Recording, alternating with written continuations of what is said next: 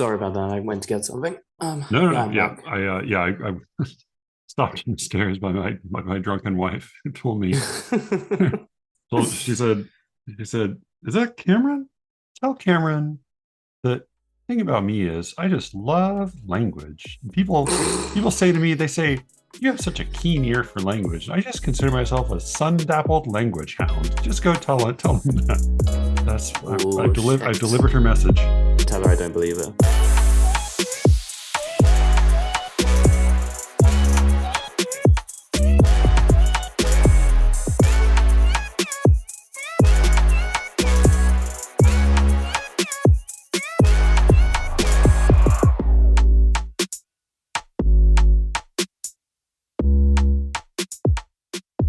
I'm Matthew Buckley Smith, and you're listening to SLEERICKETS. Thank you for listening.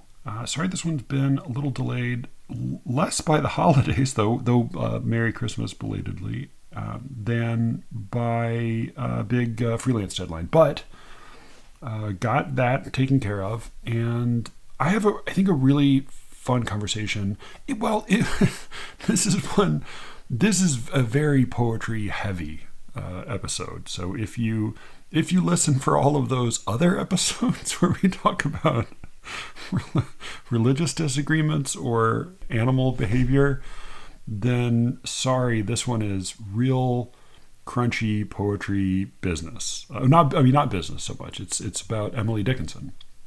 Cameron brought in a packet of Dickinson poems. I will link to that in the show notes, along with a couple of articles, one by Danny Karlin and one by Harold Bloom about Dickinson. Also, I should say, right at the beginning, Derek Mong, editor of At Length and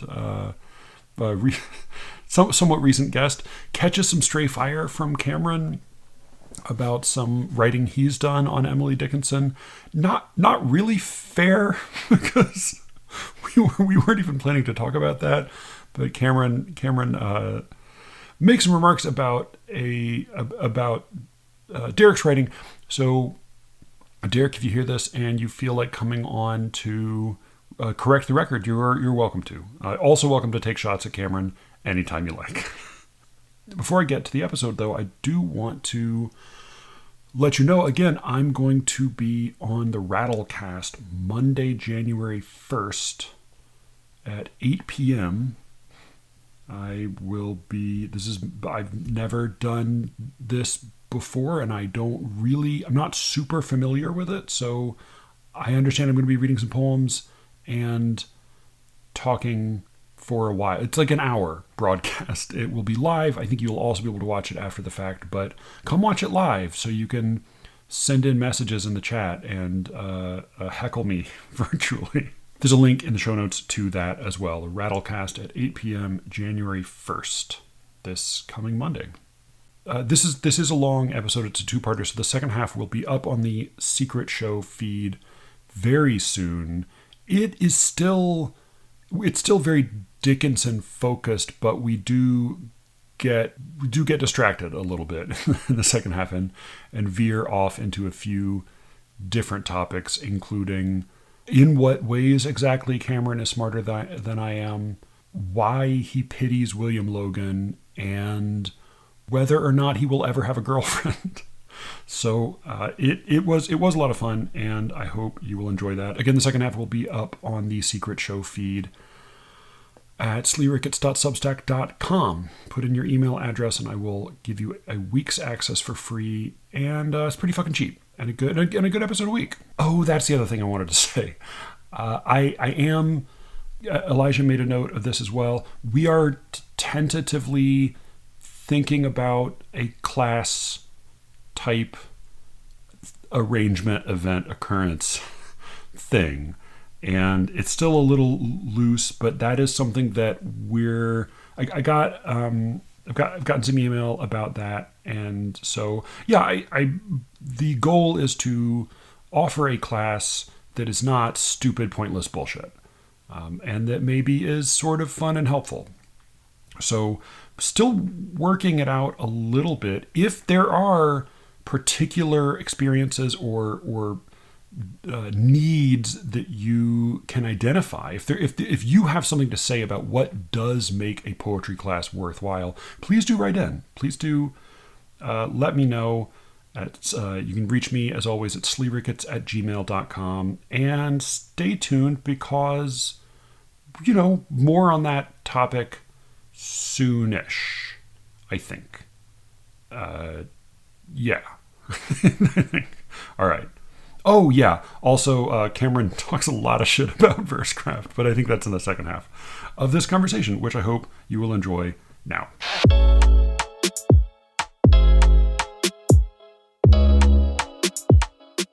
So you wanted to talk about Dickinson. You've had a special obsession with Dickinson for a little bit now.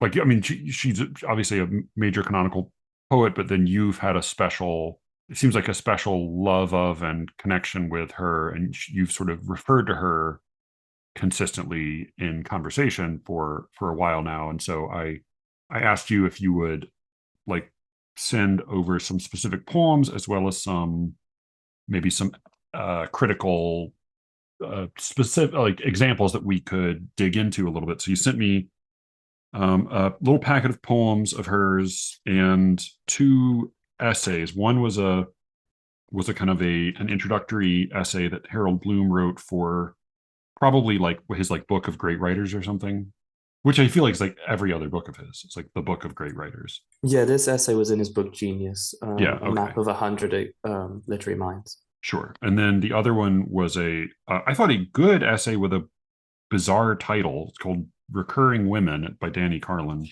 which was largely from the a kind London of like Review of Books.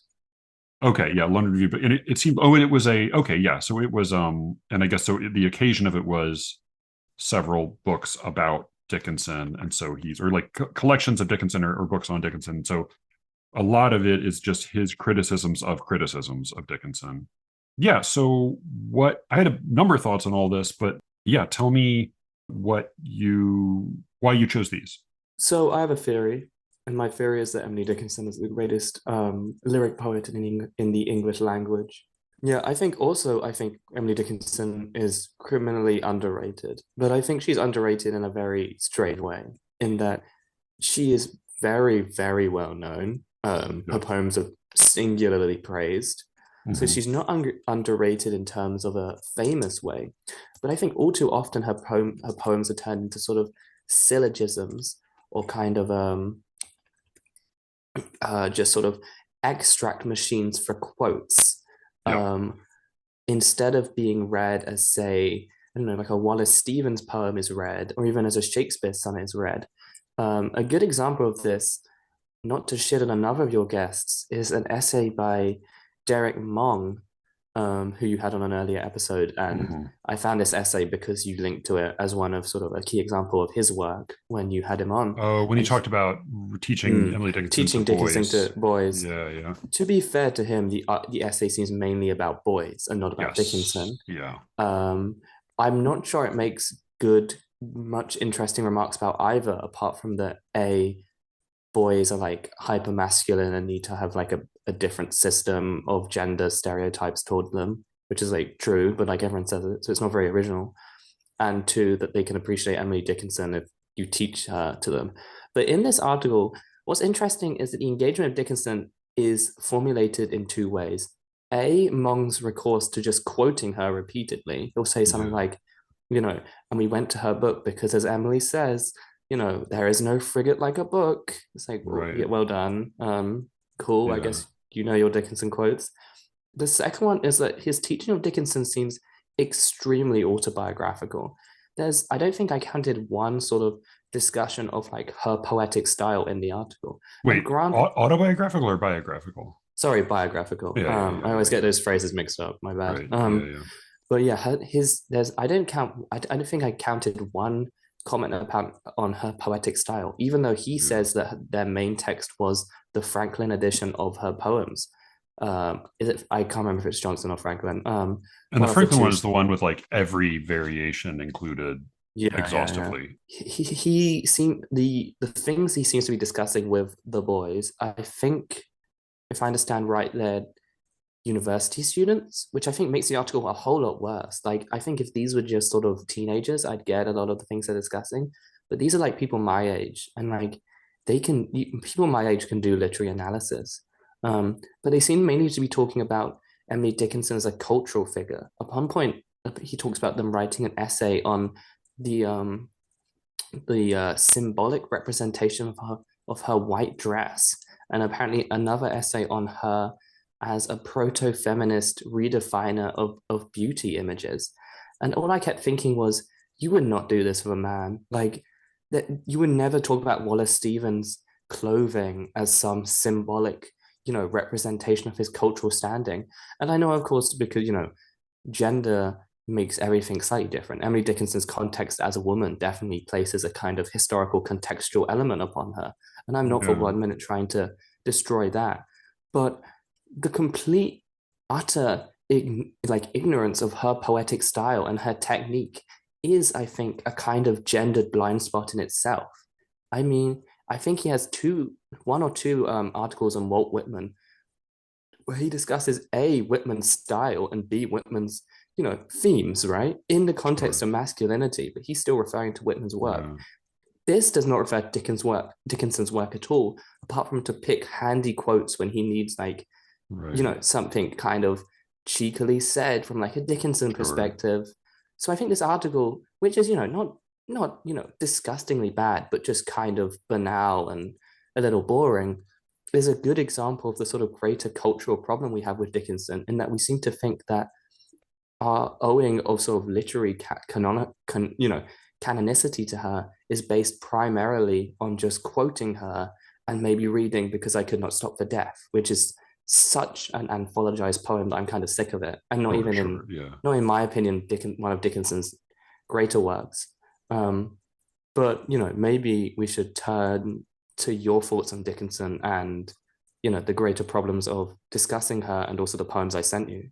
I wonder if she is read a little bit the way, because I'm like two other poets who come to mind as being admired in a way that distorts them are Hmm. Frost and Poe. And Poe Yes. is not, doesn't compare in the same way, but like Frost he is compares well. yeah. I mean, but like Poe is, I think, is read as being a like a spooky goth man, when a lot of his writing is really, I mean, so I think some of his short stories are really exquisitely made. A lot of it is satirical, is very funny, and is not, it's like sarcastic, or is not, I think he can certainly be sentimental, but it to just read him as like the Halloween guy, it feels like it's sort of, it's a little bit off base. Frost is read as a kindly old wise grandfather farmer man, when he Yeah. has like the blackest heart, that's ever been born. And Kind of his fault, from what I've read. It seems like Frost did well to try and encourage this image. oh yeah, like he cultivated this in a way that, like, Hemingway similarly kind of invented a persona for himself. Yeah, yeah. And I mean, and I think Hemingway may suffer in the same way, that like people attack the persona and don't bother closely to read the poems. I mean, to the extent that like people people will call Frost's Road Not Taken, they will refer to the title of it as The Road Less Traveled. Yeah, yeah. For like almost, that's almost like the standard reading of it. Yeah, and I think with Dickinson, there is, it does seem like there's a little bit of a, like there may be kind of two different versions of her that are also like, there's like a more popular version, which is like girl boss proto feminist, slash writer of verbal art for the the walls of your greeting card studio. Mm. Um, Greeting card Hope studio. is a thing with feathers has appeared on like a million artisan paper cards people make and sell in little shops.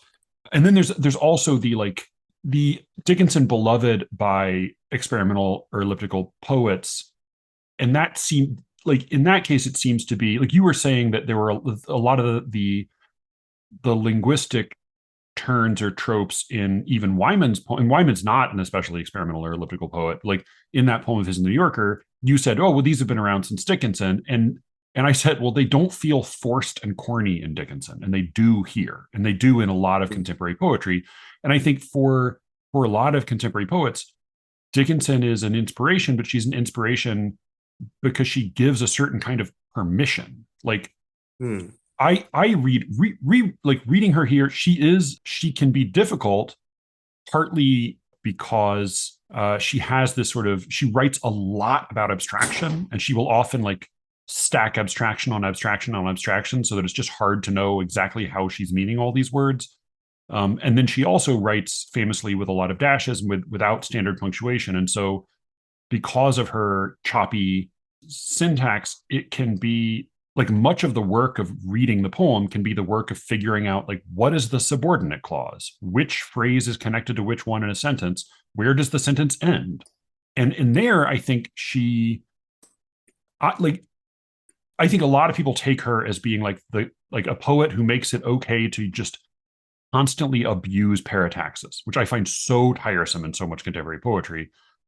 In her, I hear her, it doesn't sound forced, it doesn't sound corny. Even in poems I don't especially like, what she does sound like to my ear is an oracle. And like the thing with the oracles is that they didn't speak in riddles for the sake of speaking in riddles. They were speaking from the perspective of the gods. And so it's not just that like the gods are choosing not to be clear when they speak to mortals. They can't be clear. They are being as clear as they can from their vantage point, but they can see all these different times and all these possibilities, and they can see too much. They have too much context. And so when they speak, much of the riddle of it is, from our perspective, trying to figure out the appropriate context in which to make these sentences make some kind of sense. The other way in which she really reminds me of the oracle is in the Aeneid. The Cumaean Sibyl famously writes down her fortunes her oracles on the dead leaves of this tree that she sits under, and then the wind blows the leaves and they're all out of order, and so you don't know, you're just left with a bunch of scattered words. And Aeneas famously says, like, please give me the words in order. Let me have that. And I read that not as like a gesture of spite. Like I read that not as either the Sibyl or the god saying like, fuck you, you get to have these words out of order. I read it more like the way like a language with a lot of declensions, like Latin, might be, where it sort of doesn't matter. Like you don't really need to know what order all the words come in. In the great Ted Chiang story of your life that Arrival was based on, the aliens see all moments in time simultaneously, and when they write their sentences, they write these sort of big elaborate paragraph sentences. They write all the words at once, and they don't see any natural beginning, or like to them it's not just that like they don't bother to put the words in a clear order.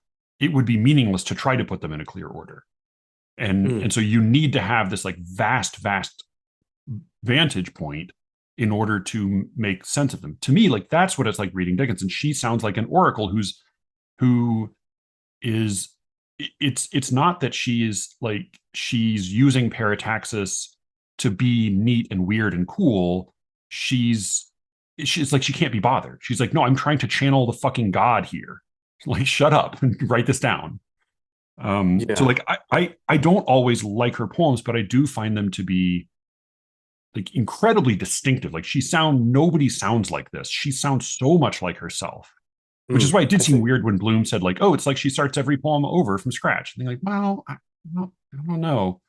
But she also just seems to be like, she is about her business in a very serious way. She knows what she's talking about. I often have a very difficult time working out what she's talking about, but it doesn't seem to me to be, it never seems coy to me in the way no. that I think a lot of contemporary poetry feels. Yeah, no, I agree with that. I think going back to the abstraction thing, I Mm-hmm. think a very sort of nominal line of Dickinson's, the last 8 lines of the second poem I sent to you, I think are Mm-hmm. extremely useful in thinking about this. And they go, the possibility to pass without a moment's bell into conjecture's presence is like a face of steel that suddenly looks into ours with a metallic grin, the cordiality of death, who drills his welcome in. Yes, And I think totally chilling. you see how you pass through abstraction in the first, I think, 3 lines. The possibility to pass out a moment's bell into conjecture's presence. This is almost completely abstract. The Yeah, bell gives a slight hint of concreteness, but since the bell is not adjective, like not modified at all, it's a very sort of vague bell hovering like on the edge of comprehension. And yeah, then you smash into the fourth line here is like a face of steel, and suddenly you're hit by this absurdly concrete image, so yeah, concrete that you don't really know what it means until you get to the end when it's like the cordiality of death, who drills his welcome in with a metallic grin. This is the face of a skull, but she never says this. And it's fascinating here to see the interplay between abstraction and concreteness play out. One slams into the other, and then the other unwinds back into sort of the great abstraction of the drilling death, right? And it's such a perfectly orchestrated movement of images that at the same time is quite ineffable. It's very hard to explain the movement in language. It's something I think almost transcendent in Dickinson that I think reoccurs through all the poems I sent you. oh So, yeah, it's authoritative, it's compelling, it's moving, it's terrifying, and it's convincing. I also still don't really know what she's talking about. I mean, I know where she arrives, I know where we get to, and I can follow the syntax of it, but the possibility to pass into conjecture's presence immediately without a moment's bell. I mean, for like, I don't there. It's not that I don't know what the words mean, but like the possibility to pass into conjecture's presence, that does have a sort of, I can like loosely abstractly put my finger on the zone of ideas that's pointing to, but like I'm really not equipped to understand what that is a thing, like in what way that is a thing worth identifying. And she identifies it only by saying this is what it's like, and what it's like is like really memorable and gripping and like beautifully terrifyingly put, but I still don't really understand what the independent clause there is stating. I mean, this is very much the way I feel when I there's a certain kind of poem I read for our slush pile where I'll say like, holy shit, something interesting is happening here. I don't get it, but it's enough that I can't dismiss it. I'm going to pass it along to Ryan so he can take a look. And I yeah. mean, this whole, I mean, the beginning of the poem has a lot of concrete images. It's still real hard quite to trace what would be the context in which all of these would be meaningful things to say. Like the voice is a voice I want to listen to. The lines are often terrific. They're memorable. They're like passages that are moving. There are occasional poems that are, there's at least a gloss of them that is possible from start to finish. But in many of them, it is, even if you can kind of resolve all the syntactical questions, it's just really hard to track what all of the abstractions refer to enough that you can put yourself in a mind that would be saying this with an intention that is legible. If that makes Yes. sense. Yes. Um, Bloom talks about how important transports were to Dickinson, and transport is a sort of metaphor for sort of a psychological process into an extremity, the Yeah, movement through possession. some, She talks about too. mm, yeah, the extremes of despair. And I think this is probably the closest we'll come to putting what to pass into conjecture's presence is really what she is discussing. I don't often I don't understand Dickinson, but there's such a sensual experience of language in her poems that I think I experience the poem more than I come away with a sort of sliced off piece of explanatory meaning.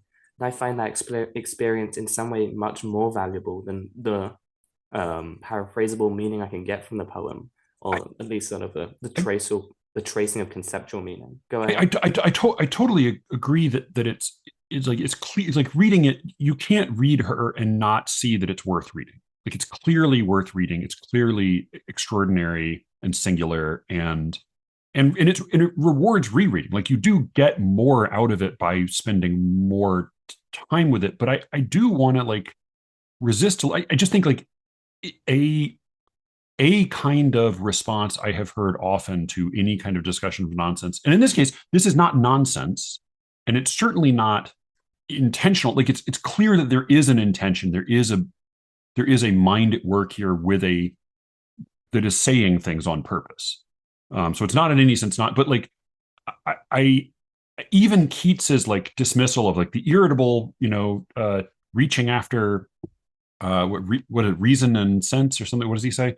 Irritable Like reaching after. Yeah. yeah, or I hear like you and Shane, like there are people who will frequently say things like, oh well, I'm not satisfied with a mere paraphrase or a simple pat declaration or a moral or a message or a statement. And I want to say like, well, neither am I, but like if you love language as much as, Joanna the language hound, then like presumably in addition to wanting like sound and innovation and rhythm and beauty and the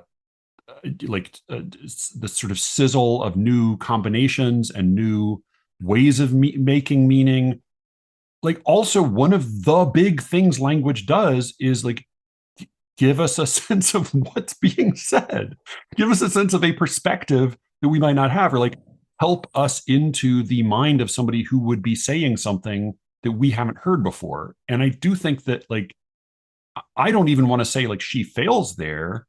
I mean, for one thing, she definitely doesn't fail all the time there, but like it is a real difficulty, and Mm. I'm not satisfied with my own reading when I can get all of these wonderful things on a line by line level, but not really know what I'm looking at over I like want yeah I wonder here if the what we're looking for is slightly different things, in that you want to enter her, I don't know, mental psychological experience of these concepts.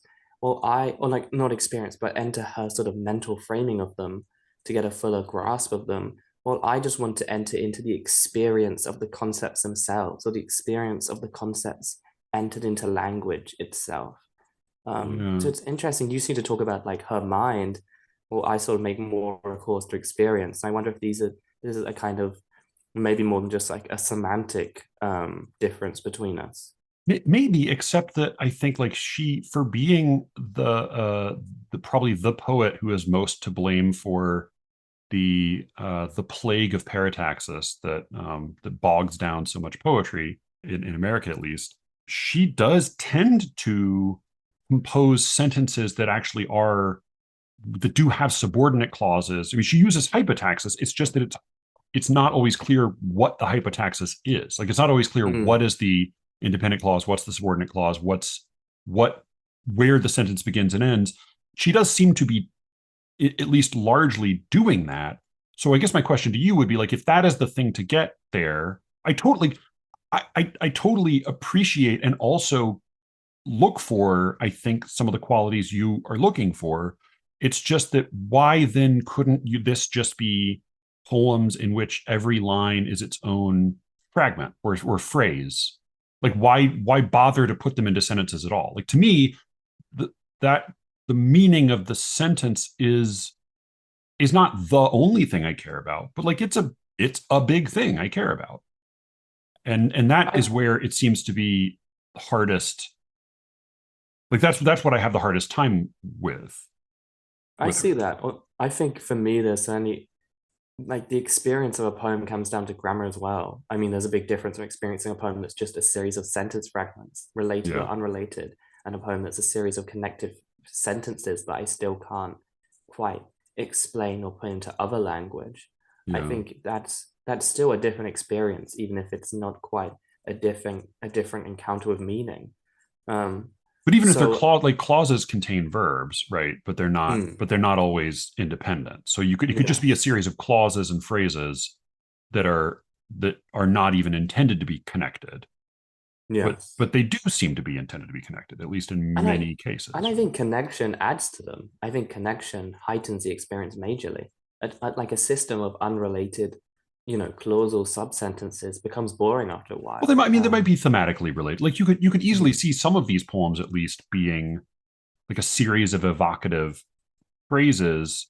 Like you could see a kind of poem that would be written in that would be similar in many ways, but it wouldn't attempt to string the phrases and clauses along Mhm. together into larger statements. Yes, the narrative within the lyricism. But I Right. think But I think in that the narrative is a kind of tractor beam and then it drags the reader along behind it. And I think in that sense, I'm sort of grabbed by the throat by Dickinson's sort of greater clausal comprehension.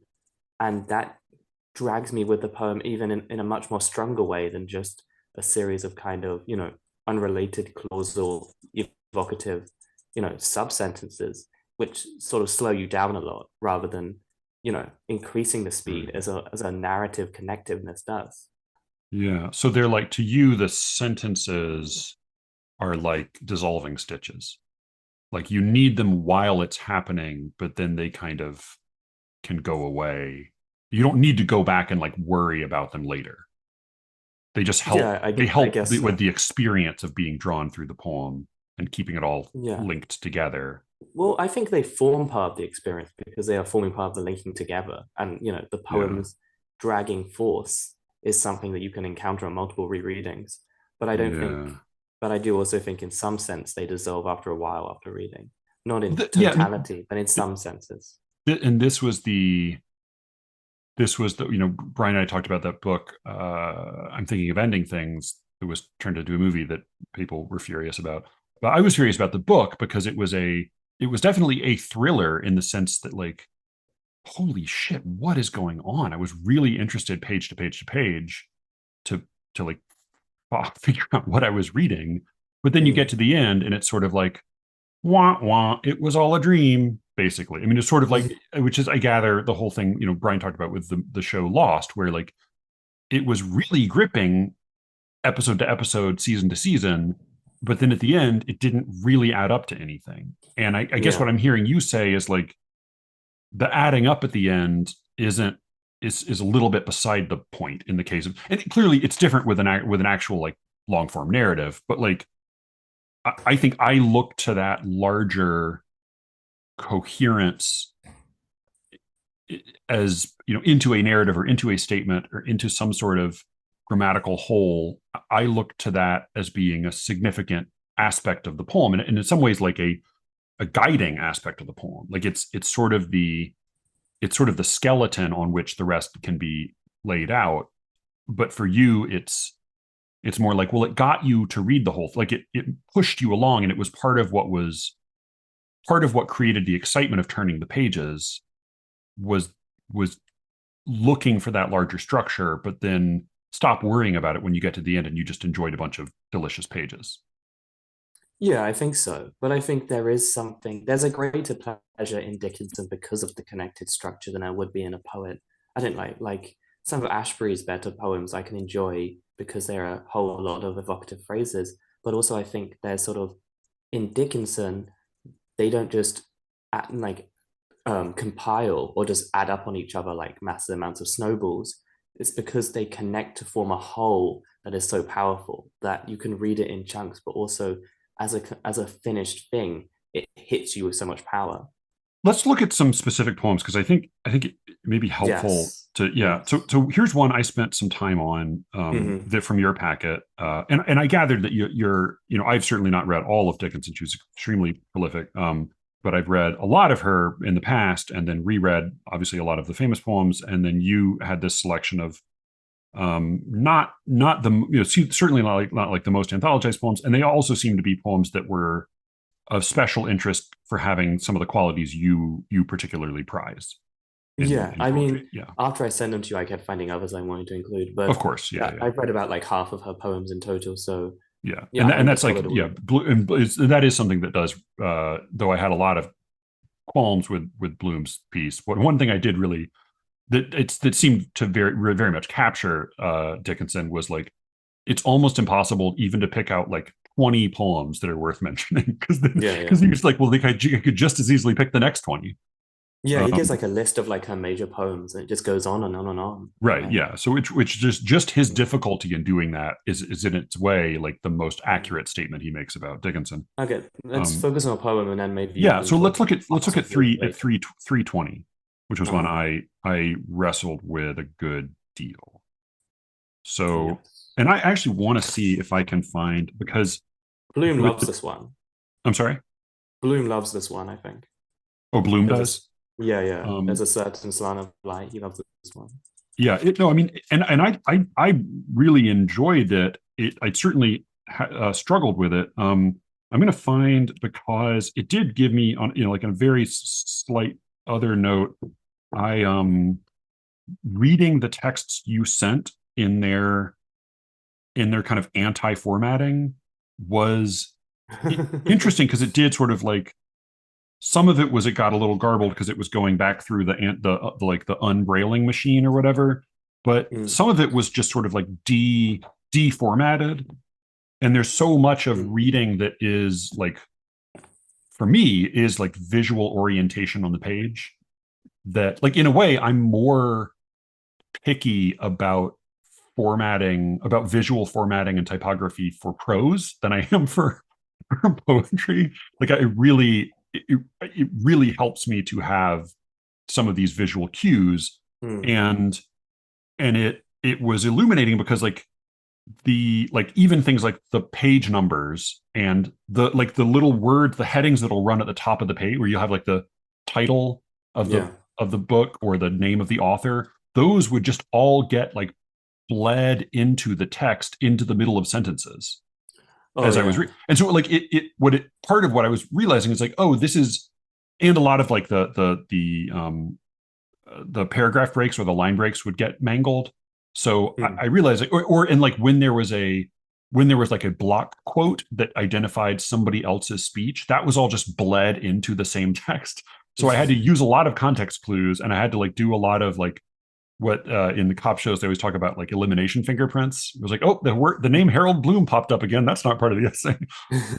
But it made me, it gave me like a very vague and dim glimpse into like some of the ways in which your experience of reading differs from mine. Mm. Which Yeah, is yeah. partly why like Alice's poem about the like birth, like the there's just like a block of text saying birth, work, school, work, death. And it's sort of like it's a poem that I found sort of charming and moving, being able to glance over at it as a whole within a couple moments. But you said Yeah. like it was like horrible because for you were just reading like birth written out 50 times and then school written out 35 times. And then, and that's miserable because like in the experience of reading it line by line is horrible. So yeah, Yeah. that was interesting, but it also, I'm trying to find my, yeah. So I have my proper big, Dickinson collected here that is slightly easier to read. So I have it's in the numbering varies. I know there's a lot of argument about the numbering, but this is in the version you sent me. It's called 320, and the version I have it's called 258. Um, it's there's a certain slant of light, winter afternoons that oppresses like the heft of cathedral tunes. Heavenly hurt it gives us. We can find no scar, but internal difference where the meanings are. None may teach it, any. 'Tis the seal despair and imperial affliction sent us of the air. When it comes, the landscape listens. Shadows hold their breath. When it goes, 'tis like the distance on the look of death. So instantly pointed and sharp and like memorable and riveting. Also just like in terms of the statements it's making, it took me a while to come up with even a plausible gloss of the sentences in this poem. I don't know if you want to say a thought about it, or I can try to stumble through my my gloss of what it's just like simple in simple terms what it's sort of saying. Let's go for your gloss, and I'll make comments Okay. as relevant. Right. So there's a certain slant of light. identifying this phenomenon that she wants to talk about. Winter afternoons. It happens in winter afternoons. That oppresses. So oppresses is an intransitive. Like it does this to one. It oppresses one, like the heft of cathedral tunes. So the slant of light these winter afternoons is like the burden of listening to cathedral tunes. What it does to you, it oppresses you the way those do. What a lovely synesthesic image that is. I mean, there's two ways of reading it, as in like listening, going to cathedral, going to church and listening to the tunes is oppressive, but also I think there's a kind of synesthesic experience here that the actual sound of the tunes are heavy and oppressive in the air, just as this light is heavy and oppressive to the landscape it falls upon. Yeah, I mean it's it's a good comparison. Like it's an Mm. apt comparison, and it's convincing. Heavenly hurt it gives us, we can find no scar, but internal difference where the meanings are. And there is some punctuation in the form of dashes and commas. It is certainly not standard, and it admits a lot of possible interpretation. A by my lights plausible reading of this stanza is it gives us heavenly hurt, like a heavenly hurt, like a either a hurt that is a pain that is in some way linked to heaven, or a pain that is in itself kind of blissful. She does. There's a lot of linking pleasure with pain, or like bliss with murder in her poems. So it seems like either or both of those is plausible. But I read this as the object. It gives us this slant of light gives us a heavenly hurt. We can find no scar. It hurts us, but there's no obvious scar. We can't find where it marks us. But internal difference where the meanings are. So you could read that simply as a subordinate clause. It gives us no scar, but instead of a scar, it gives us internal difference, internal where the meanings are. I think I read it as meaning basically the same thing but with slightly different grammar, which is uh, we can find no scar, and then a conjunction, but, and then a new independent clause, um, internal difference, internal where meaning, and I think where the meanings literally glossing as where meaning is or where the meanings are, and then R applies to internal difference. Like I think it's a like Raleigh's rubber subject verb agreements in the nymph's reply. I read that as because there is a pointed comma. I read that as a declaration that there is some internal difference. There's some, we have been changed in some way by this hurt. But again, This is by no this is means interesting. clear or obvious denotation. This is interesting because I think this is one way in which we think very differently when it comes to grammar. In that I think I totally agree with that interpretation, but that interpretation came to me like the instant I read it, like on the Oh my first Christ! reading. I Yeah, thought like that's how I followed the grammar instantly. And it's interesting you seem to be much more sort of bogged down by I don't know the comma before R, which I read almost less meaning, like less on a sort of logico-phrasal, clausal level and more on a sort of voice level. And that's how the poem's narrator is speaking and how she's laying the syllables out in time with silence rather than whether the R applies to the meanings or to a different part of the clause. I just read it instantly as where the meanings are, with the comma as a kind of dramatic addition. But it's interesting that I don't know that was my almost instantaneous understanding of it. But you my seem to have got there. oh, I You mean, sort I of got there. wrote that.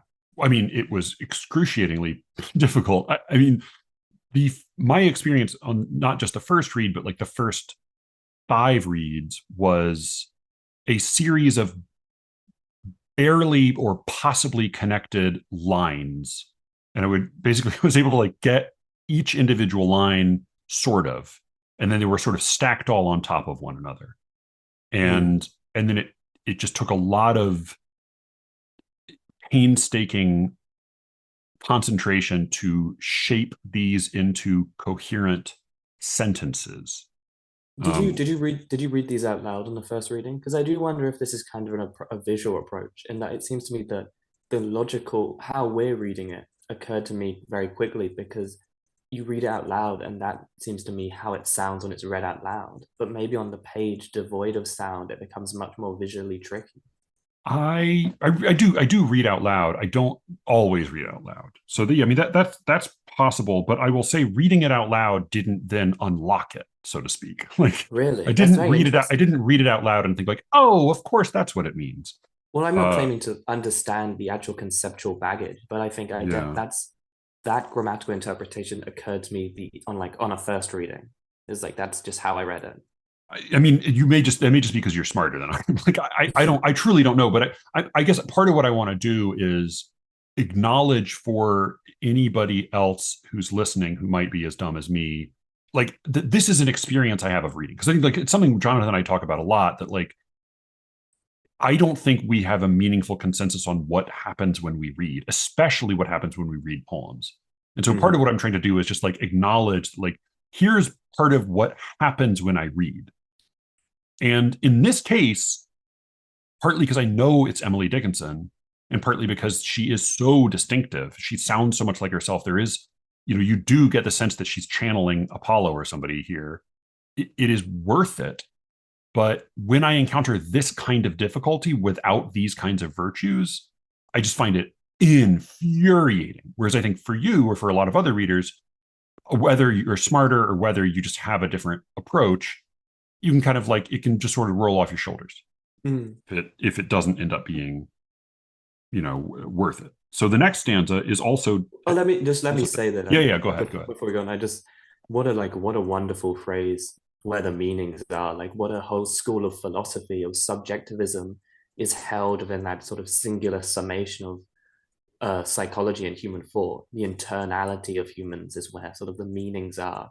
What a beautiful phrase, and how much it sort of holds within that phrase, how much sort of philosophical baggage you find in that very simple 4 words. That I like that line fine. What's funny to me is that actually struck me as a very obvious claim. Mm. Like that struck me as almost like I almost thought like, oh, am I reading this wrong because it seems so conventional?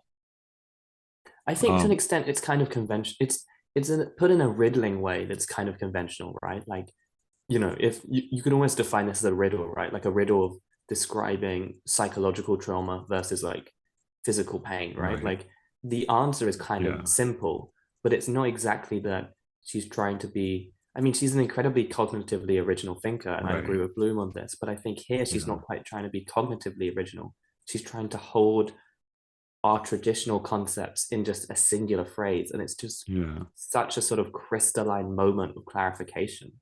Yeah. I mean, yeah, it's funny. Like I read it almost as being like it almost seemed like maybe tongue in cheek. Like it's like when somebody Yes. refers to like, oh well, she's very beautiful on the inside. Like it seemed like that kind of like, oh, where the meanings are, wink, wink. Like it felt a little bit almost like she was sort of putting on the pose of somebody who would who would say this sort of thing. Very true. Uh, Very, yeah, may well be true. She's very coy in her letters. She's one of like the most sort of hard to pin down writers because she is so confusingly coy and sort of egocentric and sphinx like in her dealings with other people, like she never lets anyone quite into her actual psychological world. Anyway, let's move on to the yeah, next bit yeah, of the yeah. poem. So all right, the next stanza is none may teach it any, 'tis the seal despair, an imperial affliction sent us of the air. So again, like I have no claim to authority here, but what I eventually worked out as a plausible reading of this stanza was nobody can teach you to recognize this light. Like nobody can teach you what this is or point you to it. Um, and I read any as being an emphasis, an emphatic. Nobody, not anyone. None may teach it any. And then 'tis the seal 'tis the seal despair is how the line reads. 'Tis the seal and despair capitalized. There's a dash afterward. So one possible gloss would be that slant of light, that thing we've been talking about. It is the seal despair. Despair is its name, and it is that is the seal. I think what I ended up reading it. I ended up reading that slightly differently as it is the seal despair and imperial affliction. So I think she's describing despair as an imperial affliction, which is almost in the way you might describe like gout as a disease of kings. 'Tis the seal despair, an imperial affliction, sent us of the air. So this thing, this slant of light, is a seal that despair sent us on the air of the air. That's how I read that sentence, I think, or that stanza. That's the sentence I concoct out of those lines. And again, I certainly am not saying like that's the point or like the valuable thing we extract is this sentence. I just am trying to like identify the architecture supporting all of this wonderful stuff that's happening. Like if you were to try to get a statement out of this thing that is written as if it were made up of phrases that compose statements, that's a statement I might find in this stanza. Yeah, no, I think this is the hardest stanza in the poem to pass grammatically. I don't think even if I took the second stanza as kind of not self-evident, but on a first reading, I could follow it grammatically. I think this is the hardest one to follow for me. I think there's so many things happening here. For instance, is any an emphatic for the none who can teach the light? Or is the any an emphatic for that none of the light is teachable at all, right? Like, is any of the Yeah. light teachable, or is it any of the Right. people who Yeah, can't yeah, yeah, teach yeah. it? I mean, and initially Um, I read it as literally like instruct the light. Like, can you teach the light anything? yeah. I can't teach that light anything. Right. Like, A comic note. Yeah, yeah. right. Yeah, exactly. There's Uh, a fascinating thing I think she does with language here, where I think one word calls up in the next line, connotatively, another word. Like if you take seal despair, I think you get imperial from the thought process that a seal sort of takes us back to sort of like the seal of like the emperor or the king in a Shakespeare play. yeah. And I think in following it through, then I think the seal despair is a thing sent by an emperor as like Yeah. an infliction from him. So I take imperial affliction not as a disease experienced by an emperor, but as a disease sent from an emperor. So it's a compression of um, an infliction from the imperial, or an infliction of the imperial, Oh, okay. So sent. either like it that either like the authority sent us Yes. an imperial affliction, or Well, the other possible reading there that would be similar to that would be that the affliction is what sent us the seal despair. yeah. Like Well, referring, I yeah. read it as the authority which is here, the imperial, the emperor has sent us the affliction, which is the seal despair. Oh yeah, yeah. I'm just pointing out that like these are all grammatically plausible Mm. readings of this nomic stanza. Yes, centers of the air is, I guess, evident because it's a light in the air. I would I do find this fun, this sort of grammatical reading through. I think I'd like have a friend who's trying to get into poetry, and I would never suggest doing this for like my friend because I think this is what, if you're not into poetry, I think this type of thing is often which puts off a lot of people from poetry because it's such a laborious process that I think better to engage with the poem as a kind of sensual experience of language and then come back once you like it enough and try to tease it out grammatically, then start with like this whole thing. So while like I find this very enjoyable, I wouldn't advise this for a sort of first time comer to Dickinson to do. It's funny. I think to Dickinson might be the operative Mm. phrase there, right? Like, because I think I, I, I think like a lot of people who spend a lot of time with poetry, I sort of came to poetry not in by one avenue, but like over and over again by different avenues. Like Yeah, there are yeah. plenty of poems I read and thought like, wow, that sounds so cool, even if I don't really get it, and it just makes me want to read more and imitate it and this, and then there was also, though, for me, a lot of my love of writing and poetry came through narrative first, right? Story, whether that's, a lot of it was like drama, but like telling a story or making an argument. Like, a lot of the pleasure of lyric poetry, like it was a revelation to me when I discovered that lyric poetry could make an argument. And, Mm. I went back, like a poet I read a lot in college was Carl Dennis, and he's perfectly accomplished and seemingly a very decent guy as well. And I there's poems of his I still enjoy reading them today. They feel very almost cripplingly translatable.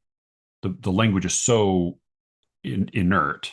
They do seem to be made of only of arguments and statements, but they are often, moving arguments and statements. And so I think if you're going to address Dickinson, it's one thing, but if you're going to say, like, what's a way into poetry, I think for some people, the magic of the sound might be a sufficient carrot.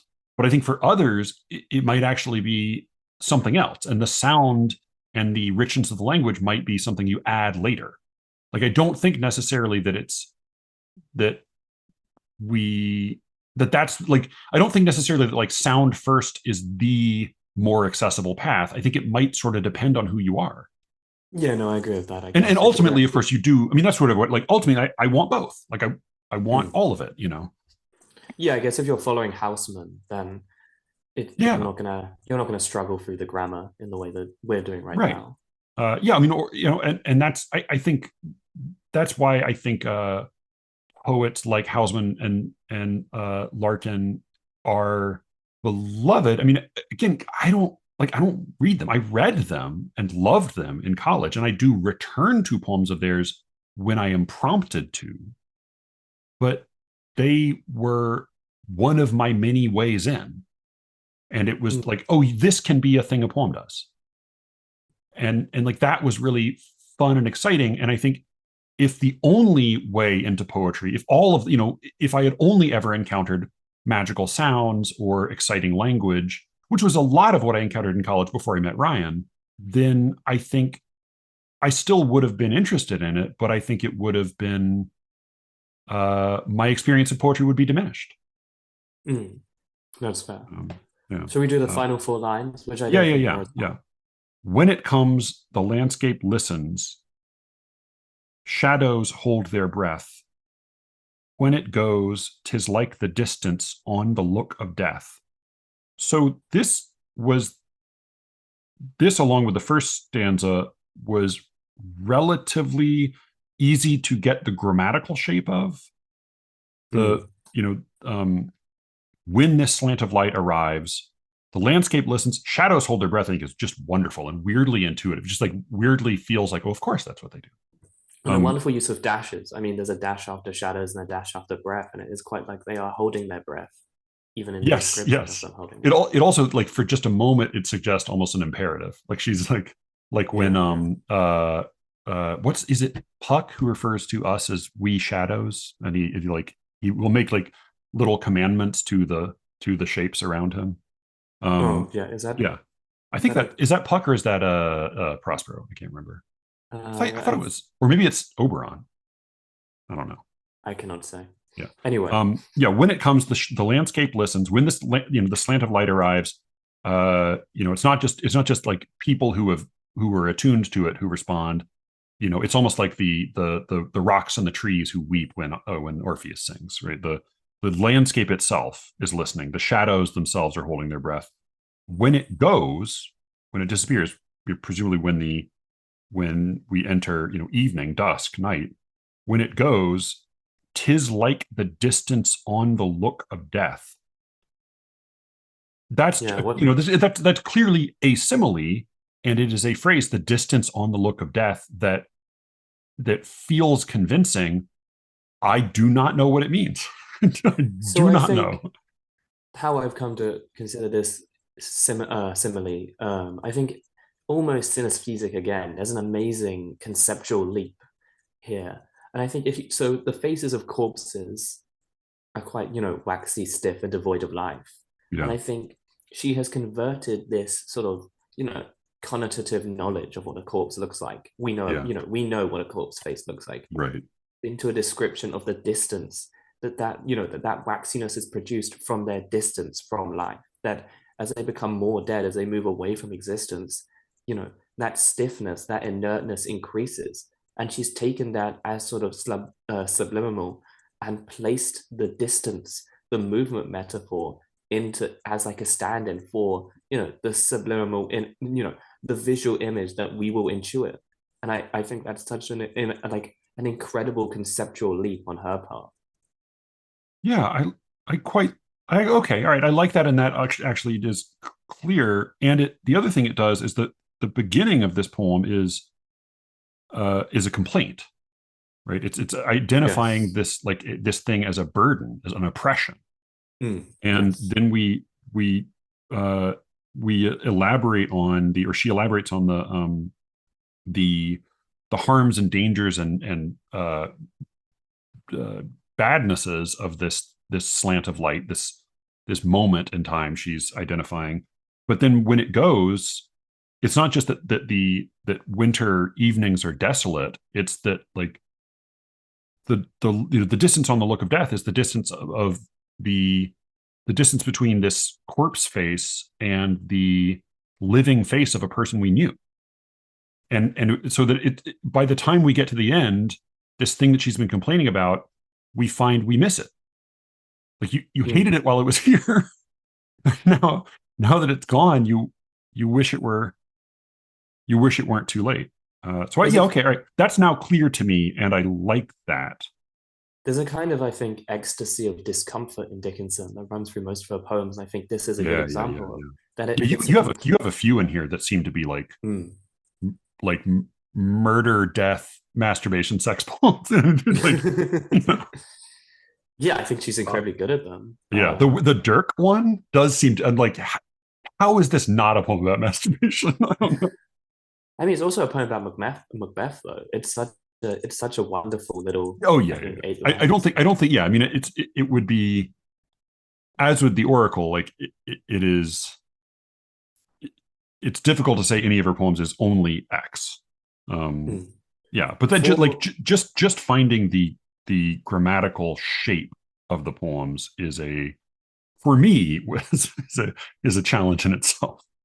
485 in my version, I think, is a Yes. poem that just astonishes me. And I don't think this is too grammatically hard to take. Yeah. No. No. No. Uh, Yeah. This one I think is fairly do you want to read out clear. quickly? Sure. Yeah. Yeah. This is 485 in your version. I don't have it in front of me, the other version, but I'll just read this. The whole of it came not at once. 'Twas murder by degrees, a thrust, and then for life a chance, the bliss to cauterize. The cat reprieves the mouse. She eases from her teeth, just long enough for hope to tease, then mashes it to death. 'Tis life's award to die contenteder if once, then dying half, then rallying for consciouser eclipse. I think I Uh, find so yeah, like with this was one of the more intuitively clear, at mm, least series of statements. yes. And I think like with many Dickinson poems, it's describing a psychological experience. But the center image of here of the mouse and the cat is so savagely well observed that it's insane. The phrasing is just amazing. The bliss to cauterize is just like a perfectly strange phrase. And Jeffrey Hill and and talks. and and that was one like slightly uncertain moment grammatically. What I ended up reading it as was uh you didn't this whatever the death or the harm or the change wasn't all at once. It was murder by degrees, a thrust, and then for life a chance. The knife goes in and then it comes out. There's a pause. The bliss to cauterize, I read that as the in order to cauterize the bliss, in order to sort of like both to like seal off any other possibility and to like thoroughly take relish in this act of murder. This is why that's drawing out, which is what the cat's doing. The cat is playing with the mouse for its own pleasure.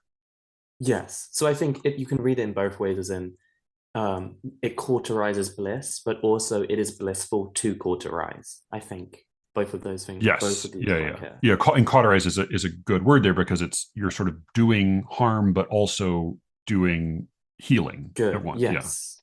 Yeah, which we get back to the sort of ecstatic discomfort, right? Yeah. The cat reprieves the mouse. She eases from her teeth, just long enough for hope to tease, then mashes it to death. What mashes is Yeah. astonishing here. It's like being hit by Yeah. like a concrete pole. And it's a great way to like emphasize scale because of course we think of a Mm, cat's teeth as very sharp, but if you're a mouse, it's like having a car dropped on your head. yeah, mashes it to death. Yeah. And you see that there's very little punctuation in the previous three lines, which it feels like a reprieve. The cat seems to be escaping, and then there's a sudden pause, and then it mashes. Yeah. It's mashed to death. You know. Yeah. Um, And then I partly because I kept doing Bloomian exercises trying to kind of read subtext into this, but I do love contenteder. I just think that's a terrific word and it's mm, used wonderfully here. 'Tis life's award to die contenteder if once. And I mean, I can see several different possible readings there. Like one overall gloss would be the the the better way to end, the better way to get to the end of life is just to die all at once suddenly. The way we all say we want to die quickly in our sleep or whatever. Better that than dying half, then rallying for consciouser eclipse. And that, it's not just that you're being tantalized by life and death at the end, but that you're more aware of the going dark.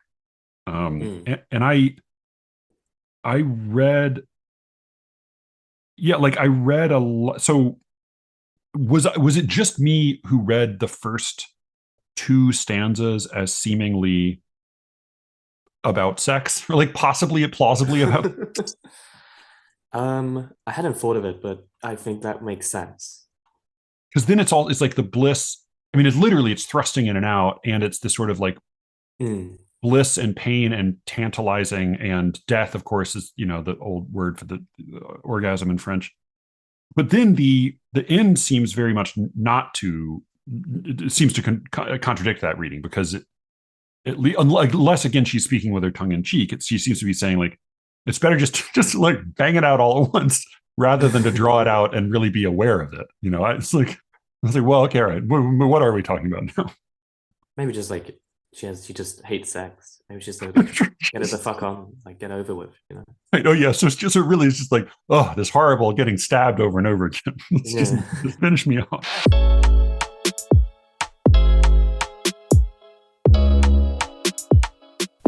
All right, that was the first half of my conversation with Cameron about Emily Dickinson. The second half will be up on the Secret Show feed in a day or two. That is at SLEERICKETS.substack.com. Or you can just go, there's a tab on my website that's a little link to the Secret Show that'll take you right there. You can reach me, as always, at sleerickets@gmail.com. And please do join the broadcast. January 1st, this Monday at 8 p.m., send a note in the chat or just ask fake questions. I don't know what people do in chats. I have never done this before, so give me some moral support. I would appreciate it. All right, that's all I've got for tonight, but with any luck, I will be speaking to you again very soon. Until then.